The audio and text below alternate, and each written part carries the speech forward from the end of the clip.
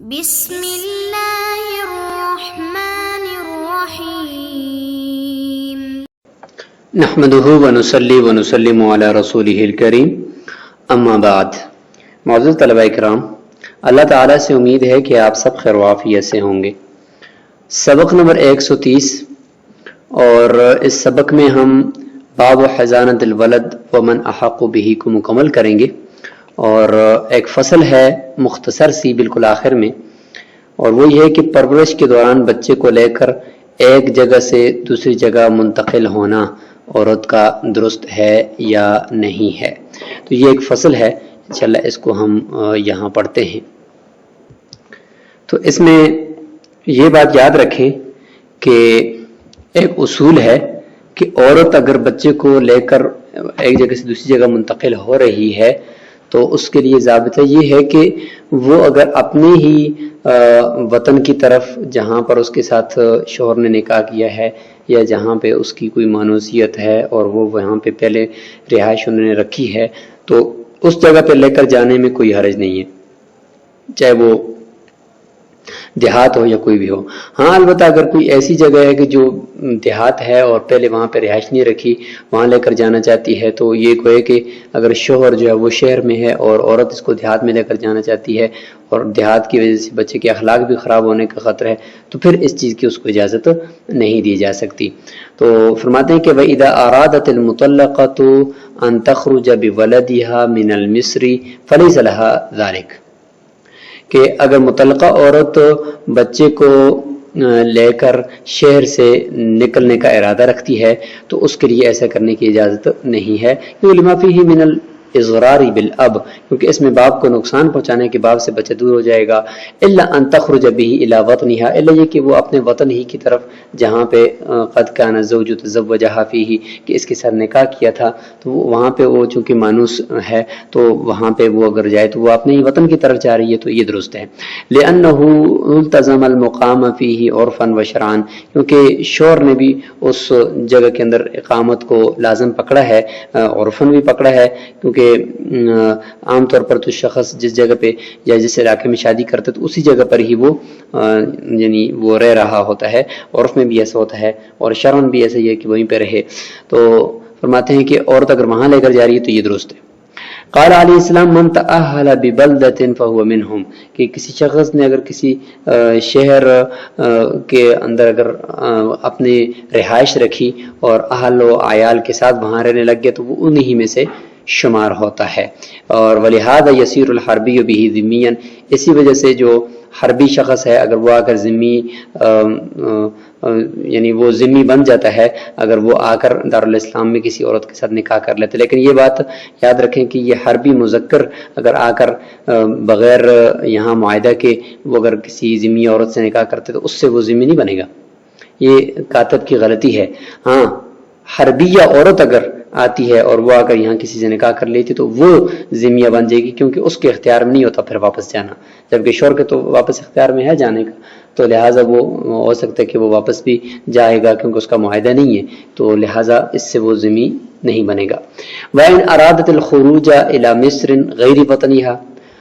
اگر عورت جو ہے وہ شہر کی طرف جانا چاہتی ہے اور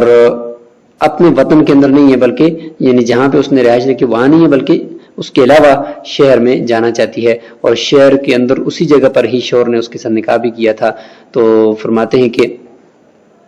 اشار فی الکتاب الی انہ لیس لہا ذلک، یعنی کتاب سے مراد مبسوط ہے یا قدوری ہے، اس میں تو یہ اشارہ ہے کہ اس کے لیے اجازت نہیں ہے کہ وہ ایسے شہر کی طرف جائے، اگرچہ شہر ہے لیکن وطن اس کا نہیں ہے، یعنی وہاں پہ شوہر نے اس کے ساتھ اگرچہ شوہر نے اس کے ساتھ وہاں پہ شادی وغیرہ بھی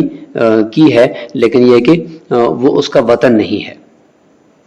تو فرماتے ہیں کہ اس کے لیے اجازت نہیں ہے۔ وہادی روایت کتاب طلاق، فرماتے ہیں کہ یہ مبسوط کی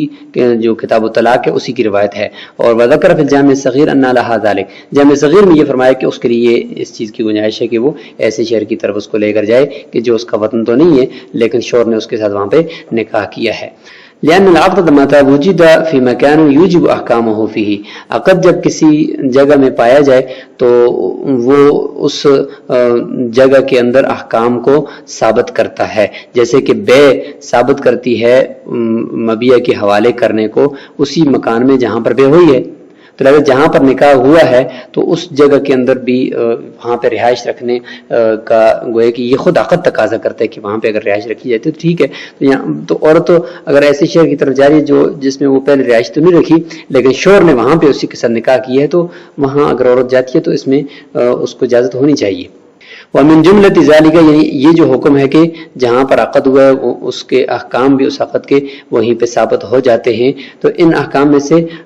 اولاد کو روک کر اپنی پرورش میں رکھنے کا حق بھی ہے کہ اسی جگہ پر اولاد اگر پیدا ہو جاتی ہے یا کسی اور جگہ پر پیدا ہوئی لیکن اس جگہ میں جہاں پہ عقد نکاح ہوا ہے تو وہاں پر اگر اس اولاد کو رکھا جائے تو اس کی اجازت ہونی چاہیے۔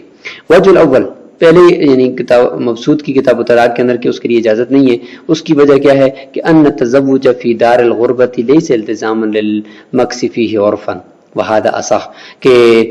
کہیں ایسی اجنبی جگہ کے اوپر یا سفر میں نکاح کرنے سے وہ جگہ ٹھہرنے کے لیے عرف میں لازم نہیں ہوتی۔ اگر کسی نے سفر میں نکاح کر لیا تو اس کا یہ مطلب نہیں کہ جہاں پہ نکاح کیا ہے وہیں پہ ہی وہ ٹھہرے گا، عرف میں ایسا ہوتا تو نہیں ہے۔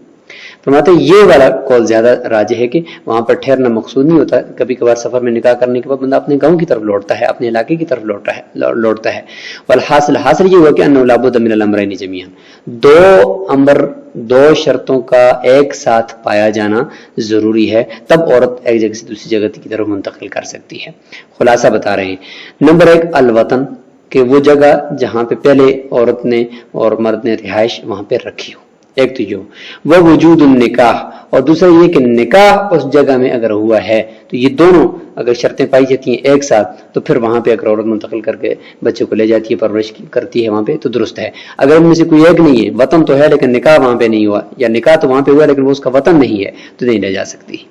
وَهَذَا كُلُّهُ إِذَا كَانَ بَيْنَ الْمِصْرَيْنِ تَفَاوُتٌ، فرماتے یہ سب شرطیں کہ ایک جگہ سے دوسری جگہ منتقل کرتے وقت ان دو شرطوں کا ہونا اس وقت ضروری ہے کہ جب دونوں شہروں کے درمیان یا ایک بستی سے دوسری بستی کی طرف جہاں لے جا رہی ہے ان دونوں کے درمیان بہت زیادہ دوری ہو، تفاوت ہو، کہ شوہر کو ایک جگہ سے اس بچے کو دیکھنے کے لیے جانے میں حرج ہو، تو یہ اس وجہ سے ہے سب کچھ۔ اما اذا تقارب، جب دونوں شہر قریب ہیں، بحیث یمکن للوالد ان یطالی ولدہ، کہ ممکن ہے کہ بچے کا باپ اس کو جا کر اس کو دیکھ سکے بچے کو، ویبیت فی بیتہ، اور اس کے گھر میں بچہ جہاں پہ ہے وہاں پہ اس کے ساتھ رات گزار سکے، تو فلا باس بھی، پھر تو کوئی حرج نہیں ہے کہ چاہے وہ اس کا وطن ہو یا نہ ہو، لیکن شہر چونکہ اتنے قریب ہیں کہ وہ قریب سے جا کر دیکھ سکتا ہے۔ وقد الجواب فی القریۃ، یہی جواب بستیوں میں بھی کہ دو بستیاں آپس میں اتنی قریب ہیں تو اجازت ہے عورت کو کہ دوسری بستی کی طرف منتقل ہو جائے۔ وَلَوْ انْتَقَلَتْ مِنْ قَرْيَةِ الْمِصْرِ إِلَى الْمِصْرِ، شہر کی بستی سے شہر کی طرف منتقل ہو رہی ہے عورت تو اس میں کوئی حرج نہیں ہے۔ لأن فيه نظرا للصغير حيث يتخلق بأخلاق أهل مصر، کیونکہ اس میں تو بچے کے لیے شفقت کا باعث ہے کہ وہ شہری لوگوں کے اخلاق سیکھ جائے گا اور وہ شہری عادات اس کے اندر آ جائیں گی۔ وليس فيه ضرر بالاب، اور باپ کو بھی اس میں کوئی ضرر نہیں ہے کیونکہ وہ شہر کے اندر بچہ ہے تو باپ ہر وقت اس کو دیکھ سکے گا۔ وفي عكسه ضرر بالصغير، اور اس کے برعکس میں کہ شہر سے دیہات کی طرف لے کر جانے میں بچے کو کا ضرر ہے، لتخلق باخلاق اہل السواد، کیونکہ بچہ پھر جو ہے وہ بستی یہ دیہاتی لوگوں کے اخلاق سیکھے گا، اور دیہاتی لوگوں کے اخلاق عام طور پر اتنے اچھے ہوتے نہیں ہیں۔ فلیس لہا ذلک، تو اس صورت میں پھر عورت کو اختیار نہیں دیا جائے گا اور نہیں اس کو اجازت دی جائے گی کہ وہ اس بچے کو لے کر وہاں منتقل ہو۔ تو یہاں تک یہ مختصر سی فصل تھی جو مکمل ہوئی، جس میں ہم نے خلاصے کے طور پر ہم اگر سمجھے تو یہ سمجھا کہ اگر عورت کا وطن ہو وہ جگہ اور عورت وہاں سے مانوس ہو، پہلے بھی رہائش رکھی ہو اور نکاح بھی اگر وہیں پہ ہوا ہے تو پھر عورت وہاں پہ منتقل کر سکتی ہے۔ اسی طریقے سے بستی سے اگر شہر کی طرف آ رہی ہے تو پھر بھی ٹھیک ہے، کیونکہ ان دونوں صورتوں میں بچے کا فائدہ ہے، اور اصل جہاں پہ جو وجہ ہے منتقل کرنے سے ممانعت کی وہ باپ سے بچے کو دور کرنا، تو لہذا اگر باپ قریب ہے، بستیاں قریب ہیں، یہ دونوں شہر قریب ہیں، تو پھر عورت منتقل ہو سکتی ہے مطلقاً، اس میں کوئی حرج نہیں ہے۔ السلام علیکم ورحمۃ اللہ۔